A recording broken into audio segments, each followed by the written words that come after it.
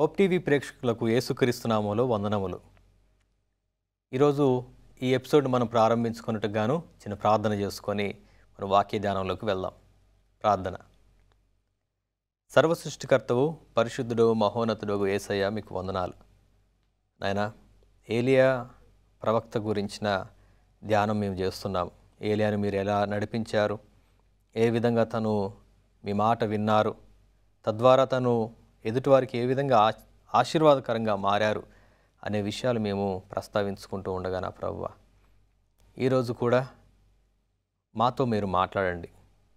మేము ఏమి విన్నా నా ప్రభువ, అది మమ్మల్ని మీ వైపు నడిపించేదిగా, ఆధ్యాత్మికతలో విశ్వాసంలో మమ్మల్ని బలపరిచే మాటగా మార్చండి ప్రభువ. మన సేవకుడు నేను మాట్లాడబోతూ ఉండగా మీ శిలువ చాటు నన్ను మరుగుపరుచుకొని నా ద్వారా మీరు మాట్లాడమని యేసుక్రీస్తు నామములో ప్రార్థన చేస్తున్నాను పరమ తండ్రి. ఆమేన్. మొదటి రాజులు 17వ అధ్యాయం నుంచి మనం ఇంతవరకు కూడా విషయాలు చర్చించుకున్నాం. ఈరోజు ఏలియా గురించిన మరికొన్ని విషయాలు మొదటి రాజులు 18వ అధ్యాయం నుంచి మనం చదువుకుందాం. ఈ 18వ అధ్యాయం 21వ వచనం నేను చదువుతున్నాను. ఏలియా జనులందరి దగ్గరకు వచ్చి, ఎన్నాళ్ల మట్టుకు మీరు రెండు తలంపుల మధ్య తడవులాడుచుందురు? యెహోవా దేవుడైతే ఆయనను అనుసరించుడి, బయలుదేవుడైతే వానిని అనుసరించుడి అని ప్రకటన చేయగా, జనులు అతనికి ప్రత్యుత్తరముగా ఒక మాట అయినను పలుకకపోయేరి. ఏలియా అడుగుతూ ఉన్నారు. ఇశ్రాయేలీలు మళ్ళీ అడిగేది, ఇశ్రాయేలు దేశంలోనే ఇశ్రాయేలీలను అడుగుతున్నారు. ఇశ్రాయేలీలందరూ కూడా దేవుడు ఏర్పాటు చేసుకున్న పిల్లలై ఉండి పాపంలోకి జారిపోయారు. దేవుని వ్యతిరేకమైన పరిస్థితుల్లోకి వారు జారిపోయిన పరిస్థితి. అట్లాంటి వాళ్ళని ఆ కొండ మీద ఉండి ఏలియా పిలుపునిస్తూ ఉన్నారు. నిజమైన దేవుడిగా మీరు యెహోవాను నమ్మితే యెహోవాను అనుసరించండి, లేదా బయలును మీరు దేవతగా దేవుడిగా అనుకుంటే కనుక బయలునే మీరు అనుసరించండి. మరి మీరు దేన్ని అనుసరించాలని కోరుకుంటున్నారు అనే పిలుపునిచ్చినప్పుడు ఒక్కరు కూడా ఏ మాట కూడా అనలేని పరిస్థితిలో ఉన్నారట. ఎందుకంటే వాళ్ళ జీవితాలు అంత భయంకరమైన దుస్థితిలో ఉన్నాయి. మనం వాళ్ళని తప్పుబట్టలేని స్థితిలో కూడా ఉన్నాం. ఎందుకంటే వాళ్ళు నిజంగా యెహోవా భక్తులు అని తెలిసిన, యెహోవా సేవకులు అని తెలిస్తే ఒకవైపు యెజబేలు వాళ్ళని చంపేస్తూ వస్తుంది. అలాగని వీరిలో ధైర్యాన్ని కోల్పోయారు. అందువల్ల వీరు నిజంగా దేవుని పిల్లలమని చెప్పలేని పరిస్థితి ఒక కారణంగా మనం చూడవచ్చు.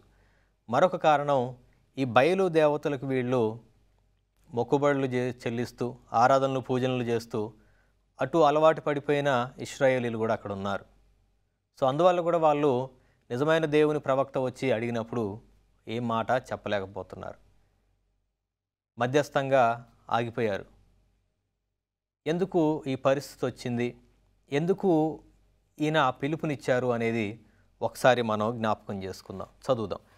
18వ అధ్యాయంలో మొదట్లో మనకి ఈ విధంగా రాయబడి ఉంది. అనేక దినములైన తరువాత 3వ సంవత్సరం నందు యెహోవా వాక్కు ఏలియాకు ప్రత్యక్షమై, నేను భూమి మీద వర్షము కురిపించబోతున్నాను, నీవు వెళ్ళి ఆహాబును దర్శించుమని సెలవీయగా, ఆహాబును దర్శించుటకై ఏలియా వెళ్ళిపోయాను. ఎంత ఆశ్చర్యం అంటే, ఆహాబేమో ఏలియా చెప్పడం వల్లనే వర్షాలు రావట్లేదు, మేము కరువు కాటకాల్లో ఉన్నాము, మాకు పాడి పంటలు లేవు, పశువులు, కంచరిగాడిదలు, గుర్రాలన్నీ కూడా చచ్చిపోతున్నాయి, పంట పొలాలన్నీ కూడా ఎండిపోయినాయి, తాగడానికి నీళ్లు లేక మేమందరం ఇబ్బంది పడుతున్నామని ఈ ఆహాబు ఈయనను వెతికి పట్టుకొని చంపేయాలన్నంత కోపంతో ఆహాబు తిరుగుతుంటే, 3 సంవత్సరాల పాటు ఈ సారెపతులో ఆయన ఉన్న తర్వాత దేవుడు ఆయనకు ప్రత్యక్షమై మళ్ళీ ఇచ్చిన బాధ్యత ఏంటి అనంటే, ఇప్పుడు వెళ్ళి ఆహాబును గలువు. ఎంత కఠినంగా ఉండే టాస్క్ చూసారా ఇది? ఎంత కఠినంగా ఉంటుందండి, ఎంత భయంకరమైన పరిస్థితి ఇది. చాలా క్లిష్టమైన పరిస్థితి నిజంగా. ఈయన మొదట వెళ్ళి ఒకసారి చెప్పి తప్పించుకొని రావడమే గొప్ప విషయం. ఏదో ఎలాగో బయటపడి ఆ వాగు దగ్గరకు వస్తే దేవుడు అక్కడి నుంచి తీసుకొచ్చి మళ్ళీ ఒక విధవరాల దగ్గర ఉంచారు. అది కూడా కరువు ప్రాంతమే. సరే, అక్కడ బాగానే ఉంది కదా అనుకుంటా ఉంటే అక్కడ కూడా ఈ కరువు మొత్తానికి ఇదంతా కూడా కొంత జరిగింది. 3 సంవత్సరాలు బాగానే ఉన్నారు. 3వ సంవత్సరం అప్పుడు మళ్ళీ యెహోవా వాక్కు ప్రత్యక్షమైంది. సరే ఇప్పుడు కూడా ఏమన్నా గుడ్ న్యూసా, ఏమన్నా ఇదంతా కూడా అయిపోయింది, ఇంక నువ్వు క్షేమంగా హ్యాపీగా వెళ్ళిపోవచ్చు అని ఆ ప్రవక్తకి ఏమైనా చెప్తున్నారంటే లేదు. మళ్ళీ ఇంకొక బాధ్యత ఆయన మీదకి వస్తూ ఉంది. మళ్ళీ ఇంకొక కొత్త బాధ్యత. ఏమని అంటే ముందు జరిగిన వాటికంటే కూడా ఇంకా కఠినమైన బాధ్యత ఇది. మళ్ళీ ఈయన చంపాలని వెతుకుతున్న రాజుగారి దగ్గరికే వెళ్ళి కలువు అని చెప్తా ఉన్నారు. పరిస్థితి ఎట్లా ఉందో నేనైతే నిజంగా భయపడేటువంటి కావచ్చు. మళ్ళీ ఒకసారి ధైర్యం చేసుకొని వెళ్ళే పరిస్థితి అయితే, ఇప్పుడేమో రెండోసారి కూడా వెళ్ళి ఆ రాజుని కలవమని చెప్తా ఉన్నారు. అప్పుడు ఏమైందంటే, ఆహాబును దర్శించుటకై ఏలియా వెళ్ళిపోయాను.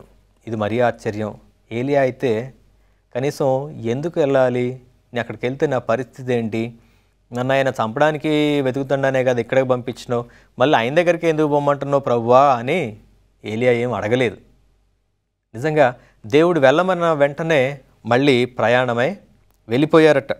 షోమ్రోనులో ఘోరమైన క్షామము కలిగి ఉండగా ఆహాబు తన గృహ నిర్వాహకుడగు ఓబద్యాన్ని పిలిపించి, మళ్ళీ ఇక్కడ ఒకటి జరుగుతోంది. వీళ్ళు ఉన్న చచ్చిపోతున్న పశువులన్నిటినీ నిమిత్తము గడ్డి వెతకడం కోసం వెళ్తూ ఉన్నారు. ఇదంతా జరుగుతూ ఉంది. ఏలియాను మళ్ళీ ఆహాబు కలుసుకునే దగ్గర నుంచి మనం చదువుదాం. 18వ అధ్యాయము 17వ వచనంలోకి వెళ్దాం. ఆహాబు ఏలియాను చూచి, ఇశ్రాయేలు వారిని శ్రమ పెట్టువాడవు నీవే కావా అని అతనితో అంటున్నారట. ఇశ్రాయేలులో ఈ శోధనంతా రావడానికి కారణం నువ్వే కదా అంటున్నారు. ఎందుకంటే మనకు మొదటి వచనంలో నా మాట ఏంటిదనంటే యెహోవా జీవంతోడు ఇప్పటి నుంచి వర్షం పడదు అని చెప్పారు కదా, కరువు వస్తుందని చెప్పారు కదా, చెప్పింది ఎవరు? ఈయనే కదా.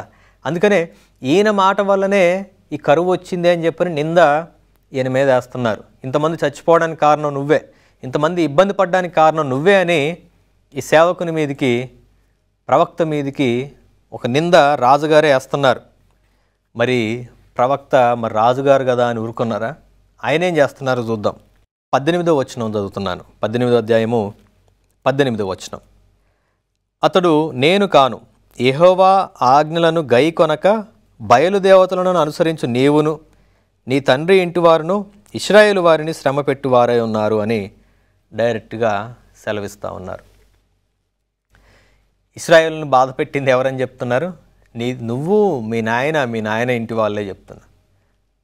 వాళ్ళు దేవుని ఆజ్ఞలను విడిచిపెట్టి బయలుదేవతలు పూజలు చేయడం వల్ల దేశం మీదకి శ్రమ వచ్చింది అని డైరెక్ట్గా నిజాన్ని కుండబద్దలు కొట్టినట్టుగా చెప్తున్నారు. అయ్యో రాజుగారు కదా అని చెప్పిన, అయ్యో మరి అప్పుడేదో చెప్పేసినాను, లేకపోతే లేదు ఈ ఒక్కసారికి ఇట్లా కానివ్వండి అని లేదు, అట్లేం లేదు.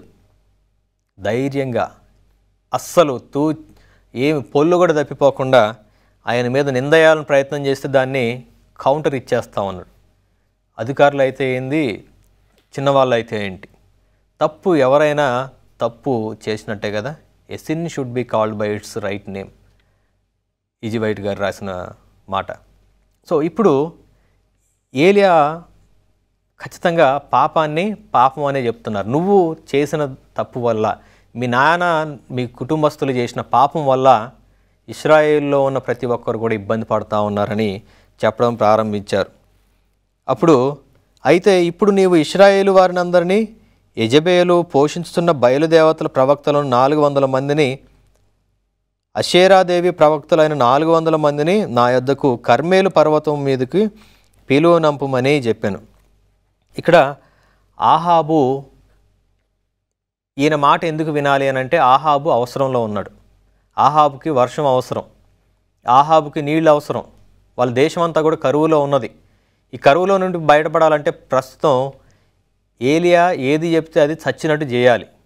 అందుకనే ఏలియా డైరెక్ట్గా చెప్తున్నారు, నువ్వు మీ దగ్గర ఉన్న ఈ 400 మంది బయలు ప్రవక్తలని, తర్వాత 50 మంది 400 మంది అషేరాదేవి ప్రవక్తలు, తర్వాత 50 మంది బయలు ప్రవక్తలు అందరినీ పట్టుకొని కర్మేలు పర్వతం మీదకి తీసుకొని రా అని చెప్తున్నారు. వారితో పాటుగా ఆహాబు ఇశ్రాయేలు వారి యొద్దకు దూతలను పంపి ప్రవక్తలు కర్మేలు పర్వతమునకు సమకూర్చెను. ఏలియా జనులందరి దగ్గరకు వచ్చి, ఎన్నాళ్ళ మట్టుకు మీరు 2 తలంపుల మధ్య తడవలాడుచుందురు అని చెప్పని అప్పుడు అడుగుతా ఉన్నారు. ఇక్కడ మనం గమనించినప్పుడు ఇశ్రాయేలీలందరూ కూడా ఈ బయలుదేవతల విధానాల్లోకి జారిపోయారు.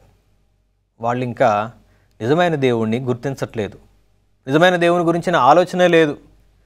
ఇక్కడేమో యెజబేలు చూస్తే 50 మందినేమో బయలుదేవతలకు సంబంధించిన ప్రవక్తలను పెట్టుకొని, 400 మందినేమో అషేరాదేవి ప్రవక్తలను పెట్టుకొని వాళ్ళని పోషిస్తూ ఉన్నది. దేవుని స్థానంలో, దేవుని సొంత ప్రదేశంలో, సొంత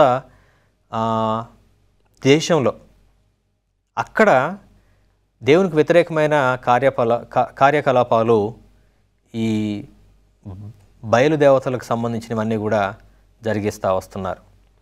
దేవునికి ఖచ్చితంగా కోపం వస్తుంది. నేను రోషము కలిగిన దేవుడిని అంటున్నారు. ఆయనకు సంబంధించిన వాటిని మనం పాడు చేస్తూ ఉంటే ఆ దేవుడు చూస్తూ ఊరుకోరు కదా. అందుకనే ప్రవక్తను అక్కడికి పంపించారు. ఖచ్చితంగా వారి మీదకి శోధన రానే వచ్చింది.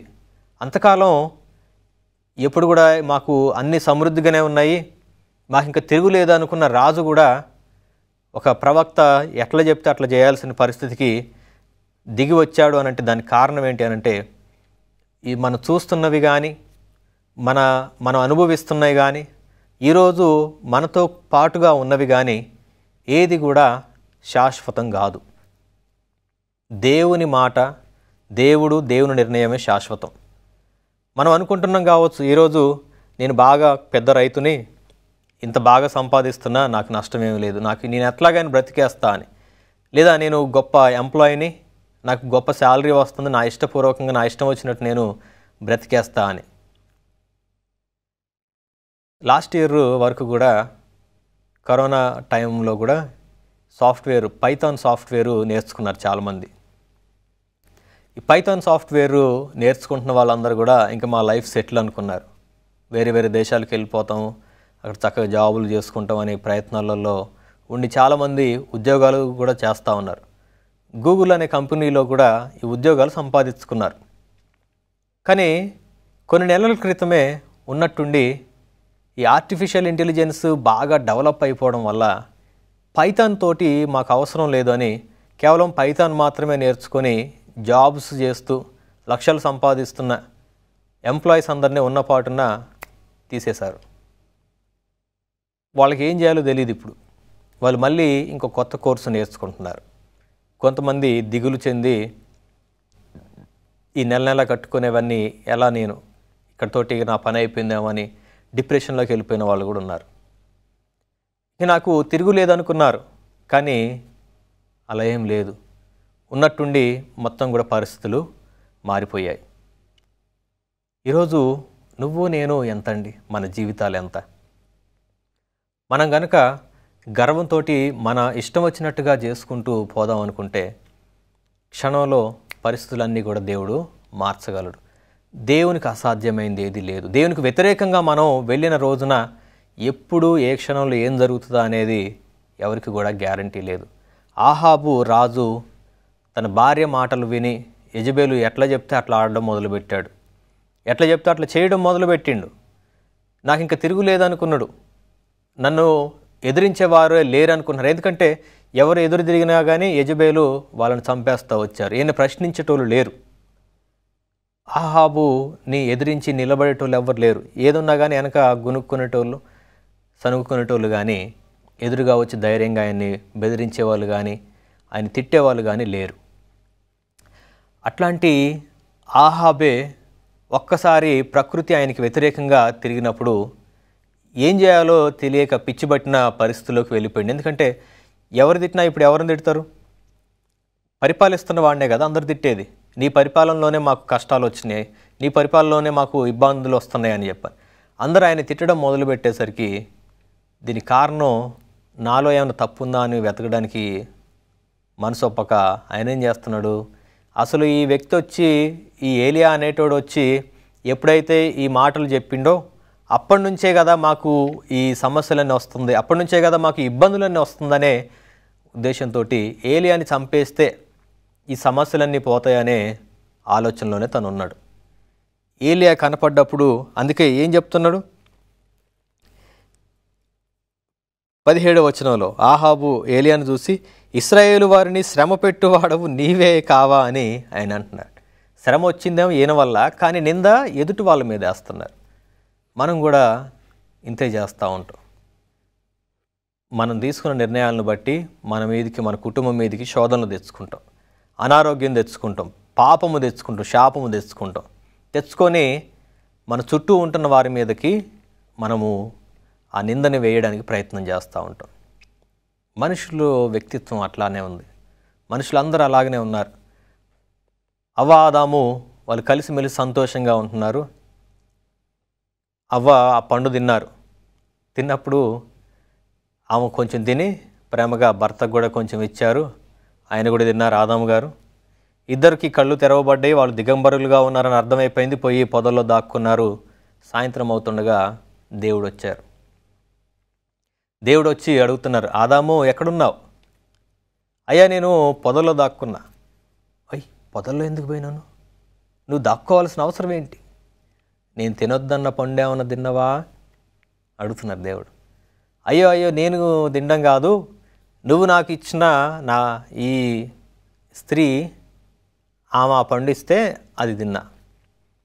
సరే, ఆమెను పిలిచి అవ్వా పండు తిన్నవా అని అంటే, అయ్యో మరి తిన్నాను ఒప్పుకోవడం మానేసి, అగో సర్పం ఇస్తే నేను తిన్నా.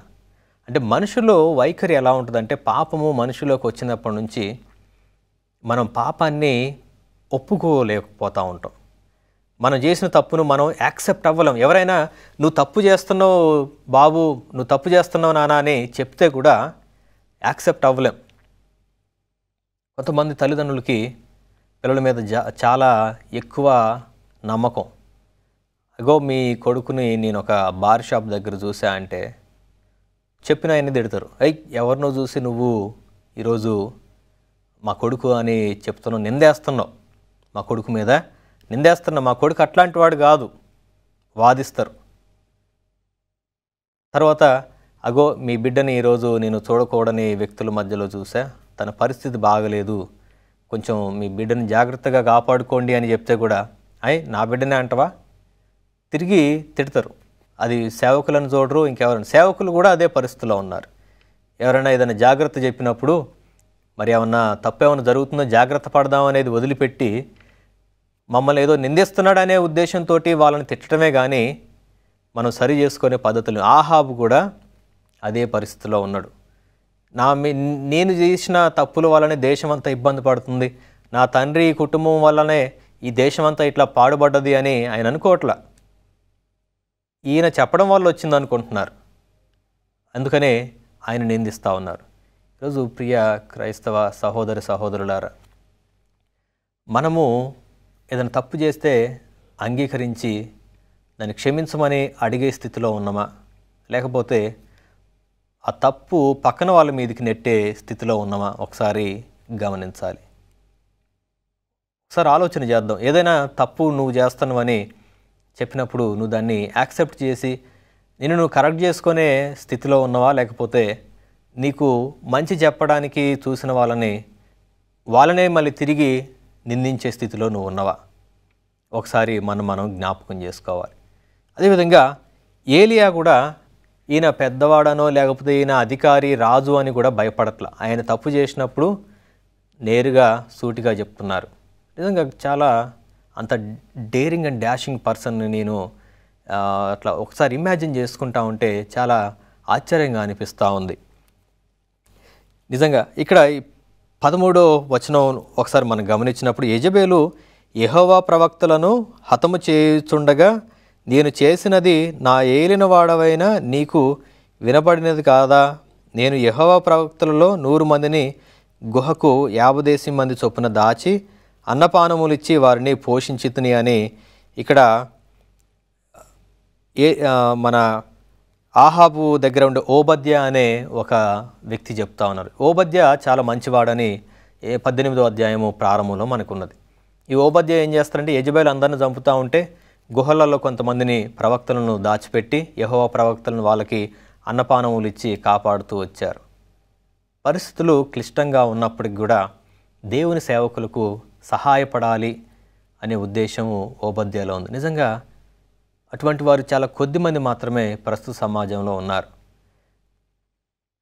దేవుని సేవకులు ఇబ్బందుల్లో ఉన్నారంటే అక్కడికి వెళ్ళి మనం ఏదో సహాయం చేద్దామని అస్సలు అనుకోం.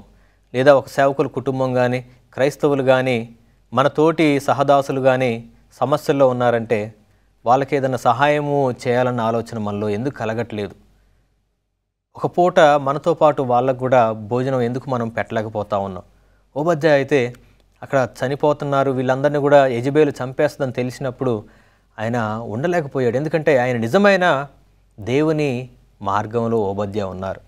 అందుకని వాళ్ళందరినీ కూడా దాచిపెట్టి నేను వాళ్ళ తరపున ప్రార్థన చేసా, అవన్నీ మీకు తెలుసు కదా అని చెప్పని ప్రశ్న కూడా వేస్తూ ఉన్నారు. యెజెబెలు లాంటి మూర్ఖపు ఆలోచనలతోటి ప్రస్తుత సమాజంలో ఎందరో ఉన్నారు. స్త్రీలు ఉన్నారు, పురుషులు ఉన్నారు.